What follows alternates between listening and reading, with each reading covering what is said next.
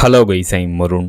நாசாவோட James Webb space telescope இப்போ ரீசெண்டாக WASP 121b எனும் எக்ஸோ பிளானட்டோட டேட்டா வந்து கலெக்ட் பண்ணியிருக்கு. அந்த டேட்டா மூலம் நாசா வந்து என்ன கண்டுபிடிச்சிருக்காங்க அப்படின்னு கேட்டீங்கன்னா, WASP 121b இந்த எக்ஸோ பிளானட் அதோட நட்சத்திரமான WASP 121 எனும் நட்சத்திரத்தை ஒரு முறை சுற்றி வருவதற்கு வெறும் 30 மணி நேரம் வந்து எடுத்துக்கு. பிளானட் அதோட நட்சத்திரத்தை மிக நெருக்கமான டிஸ்டன்ஸில் ஆர்பிட் பண்ணுது. இதன் காரணமாக இந்த பிளானட்டோட அட்மாஸ்பியரை வந்து இழக்குது. அதாவது இந்த பிளானட்டோட அட்மாஸ்பியரில் இருக்கக்கூடிய ஹீலியம் கேஸஸ் இந்த பிளானட்டை விட்டு வெளியேறுது. அப்படி வெளியேறிய ஹீலியம் கேஸஸ் பார்க்கிறதுக்கு டைல் போல, வால் போல தெரியுது. டைல் அதோட டயாமீட்டர் வந்து இந்த பிளானட்டை விட 100 மடங்கு அதிகமாக இருக்கு அப்படின்ட்டு ஆஸ்ட்ரோனமர்ஸ் வந்து தெரிவிச்சிருக்காங்க. இதெல்லாம் அந்த டேட்டா மூலம் ஆஸ்ட்ரோனமர்ஸ் வந்து கண்டுபிடிச்சிருக்காங்க.